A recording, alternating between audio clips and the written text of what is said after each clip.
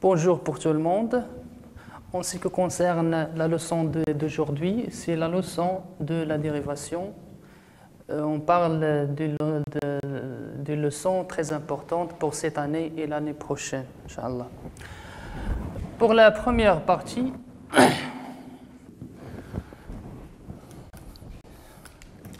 pour bien jeter la lumière sur la leçon, on commence par une activité très importante, soit une fonction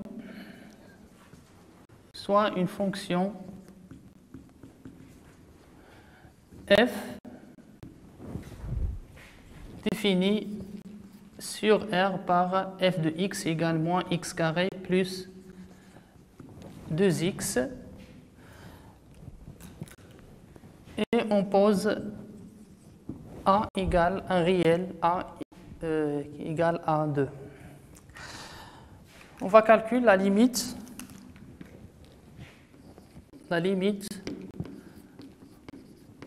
de f de x moins f de 2 sur x moins 2 lorsque x tend vers 2. Avant tout cela, on calcule l'image de 2 par la fonction f. f de 2, bien sûr, égale moins 2 carré plus 2 fois 2, c'est-à-dire égal à 0. Et f de x moins f de 2 égale à moins x carré plus 2x moins 0, bien sûr, ou moins x carré plus 2x, qui est égal à moins x facteur de x moins 2. Moins x sur x moins 2. Et tout cela implique que fx moins f de 2 sur x moins 2 égale à moins x. Donc, la limite de f de x moins f de 2 sur x moins 2, lorsque x tend vers 2, c'est la limite de moins x lorsque x tend vers 2, c'est-à-dire égal à moins 2. C'est un réel, comme vous voyez, c'est un réel qui appartient à l'ensemble R. Dans ce cas, on parle d'une fonction f dérivable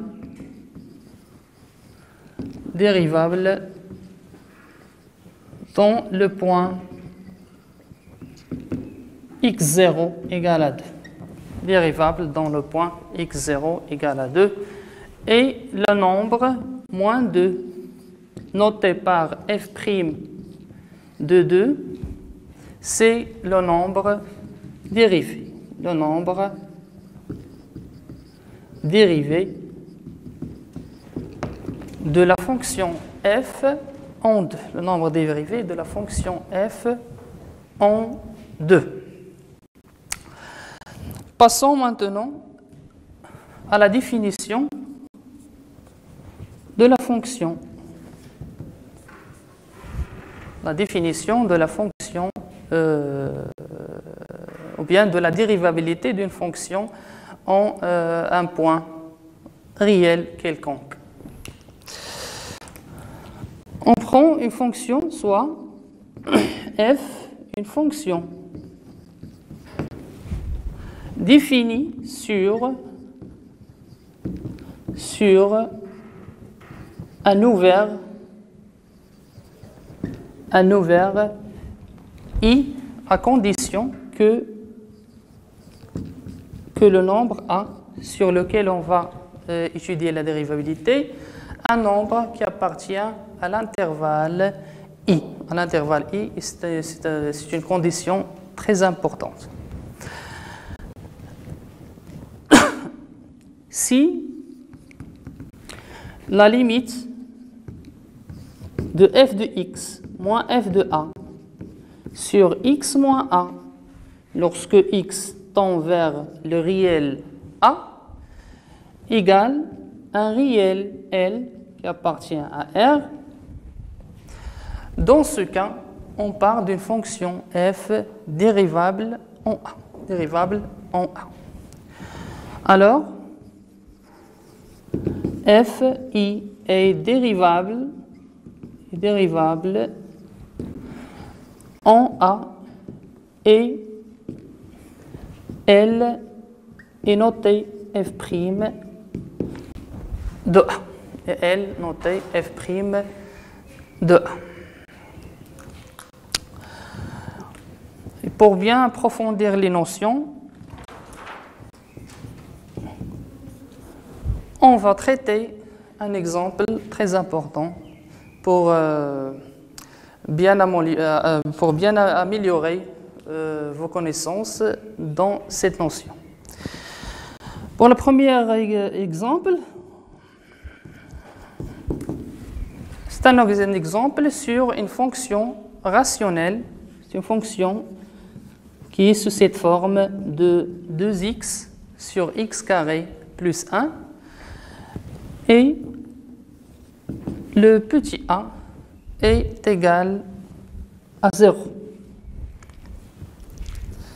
Donc 0, c'est un nombre qui appartient à R, l'ensemble de définition de la fonction f. L'ensemble de définition de la fonction f et f0, dans ce cas, égale à 2 fois 0 sur 0 carré, 2 fois 0 sur égale plus 1, c'est-à-dire égal à 0. Et f de x moins f de 0 sur x moins 0 est égal à x carré, ou bien 2x sur x carré plus 1 moins 0, le tout sur x, c'est-à-dire égal à 2x sur x facteur de x carré plus 1. Simplifiant par x, il ne reste que le quotient de 2 sur x carré plus 1. Cette expression qui tend vers 2 sur 0 carré plus 1, ou bien tend vers 2, lorsque x approche de 0. Donc, dans ce cas, on part d'une fonction f dérivable en le nombre a et qui est égal à 0. Et le nombre dérivé f' de 0 est égal à 2. Est égal à 2. Passons à un autre exemple. Deuxième exemple, l'exemple de la fonction g de x qui est égale à racine de x carré plus 3. Et on va traiter la dérivabilité de la fonction g sur, ou bien en moins 1.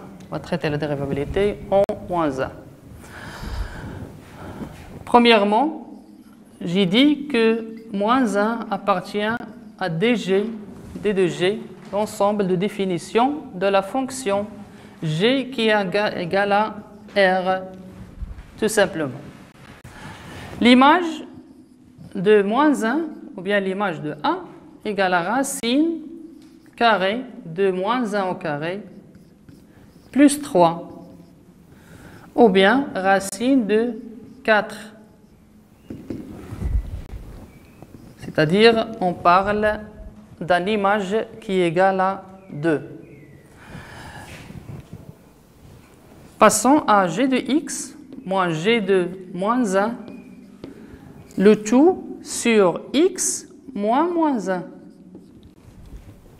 Donc, racine de x carré plus 3 moins 2 sur x plus 2. Et on pose le conjugué de racine x carré plus 3 moins 2, on va le noter grand A, qui est égal à la racine de x carré plus 3 plus 2. Et l'expression, dernière expression de racine x carré plus 3 moins 2 sur x plus 2, on va multiplier par le conjugué dans le nominateur et le dénominateur. Concernant le dénominateur, il reste invariant, c'est-à-dire il s'écrit x plus 1 fois a. Alors que le dénominateur, c'est sous cette forme de a moins b facteur de a plus b. A moins b facteur de a plus b. C'est-à-dire a carré moins b au carré. C'est-à-dire le racine de x carré plus 3 au carré moins 2 au carré. Donc, il reste x carré plus 3 moins 4, c'est-à-dire x carré moins 1 sur x plus 1 fois a. Identité remarquable, x carré moins 1, il donne x moins 1 facteur de x plus 1 sur x plus 1 fois a. Et on va simplifier par x plus 1. X plus 1. Il reste tout simplement x moins 1, le tout sur a. Cette expression qui tend vers moins 1, le tout sur, et a tend vers 2 plus 2, c'est-à-dire tend vers 4. C'est-à-dire, on trouve un réel qui est égal à moins 1 demi, lorsque x tout simplement tend vers moins 1. Dans ce deuxième exemple, comme vous constatez, le réel qu'on va trouver, c'est un réel tout simplement, c'est-à-dire différent de l'infini, de plus l'infini ou bien de moins l'infini. Donc g, dans ce cas, est aussi dérivable en a qui est égal à moins 1 et le nombre dérivé en moins 1 est égal à moins 1 sur 2. Il nous reste le troisième exemple, c'est l'exemple de la fonction hx qui est égale à racine de x carré facteur de x plus 1. Et on va traiter la dérivabilité en 0. La dérivabilité en 0. Calculons tout d'abord la limite de l'expression de hx moins h0 sur x moins 0 lorsque x tend vers 0. Cette expression est équivalente à racine de x carré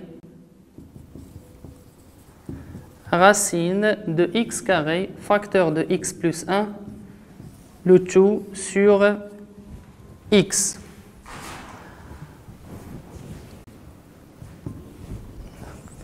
Comme vous voyez, ce n'est pas évident de calculer tout simplement l'expression suivante.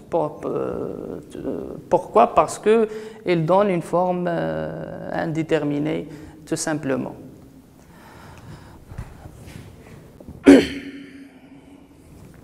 C'est pour cela qu'on va travailler sur deux limites. Une limite lorsque x tend vers 0 à droite et lorsque x est inférieur à 0. Cette expression, tout simplement, elle donne racine de x carré facteur de x plus 1, le tout sur x, lorsque x est positif, et x tend vers 0, et x supérieur à 0. Et lorsque x est strictement inférieur à 0, l'expression est sous la forme suivante de x carré facteur de x plus 1, le tout sur x carré. On va simplifier par le x carré dans les deux cas. Dans les deux cas, on trouve la limite de racine de x plus 1 lorsque x tend vers 0 plus et la limite de moins racine de x plus 1 lorsque x tend vers 0 moins, qui est égal à 1, et moins 1 dans le cas où x tend vers 0 moins. Dans ce cas, comme vous voyez, la limite, lorsque x tend vers 0 à droite, est différente à la limite lorsque x tend vers 0 à gauche. Dans ce cas, la fonction f ou bien h n'est pas dérivable. N'est pas dérivable en 0. N'est pas dérivable en 0.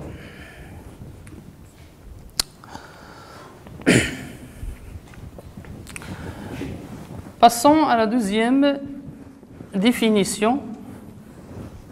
La deuxième définition concernant la dérivabilité à droite et à gauche d'un point A. Définition. Premièrement, soit f une fonction définie sur l'intervalle i, qui s'écrit sous la forme de a plus alpha. Tout simplement, alpha c'est un nombre strictement positif. On dit que f est dérivable à droite en A si et seulement si la limite de f de x moins f de a sur x moins a, lorsque x tend vers a plus, est égal à un réel qu'on l'appelle L1. Et cette L1 est notée, tout simplement notée f', d. D signifie que la fonction f est définie à droite de A. Droite de A.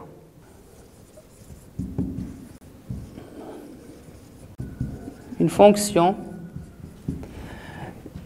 définie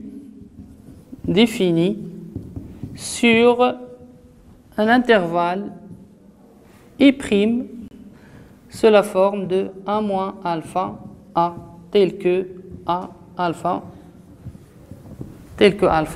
un nombre strictement positif. Si la limite de f de x moins f de a sur x moins a, lorsque x tend vers a et x inférieur à a, égale un réel L2 qui appartient aussi à R, alors dans ce cas f est dérivable à gauche en A. Et L2 est noté f'G. F'G et l'alphabet G, comme j'ai dit tout à l'heure, signifie que la fonction f est définie à gauche en A. Exemple.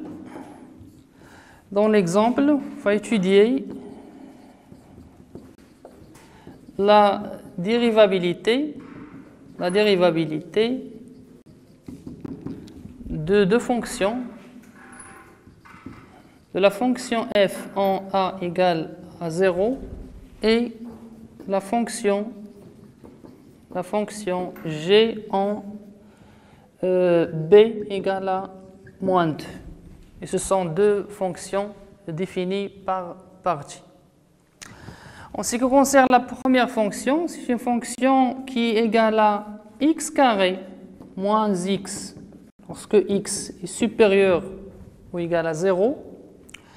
Et la deuxième partie, c'est sur l'intervalle moins l'infini 0 qui est égal à x carré plus x sur x moins 1.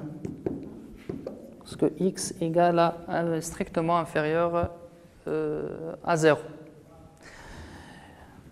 Commençons par l'image de 0 qui est égale à 0 carré moins 0. Et j'ai choisi la première fonction parce qu'il y a ici ou égal. On a ici l'égalité, c'est-à-dire qu'on peut prendre x égale à 0 dans le premier cas, alors que ce n'est pas le cas dans le deuxième. La limite de f de x moins f de 0, le tout sur x moins 0 lorsque x tend vers 0 plus, est égal à la limite de f de x sur x lorsque x tend vers 0 plus. C'est-à-dire la limite de x carré moins x, le tout sur x. Donc, égale la limite de x facteur de x moins 1, le tout sur x lorsque x tend vers 0 plus. Simplification par x, elle reste une expression polynomiale x moins 1 lorsque x tend vers 0 plus. La limite, c'est donc égal à 0 moins 1 qui est égal à moins 1. C'est un réel, comme vous voyez, et c'est le réel noté par f' d de 0. Pour la dérivabilité à gauche,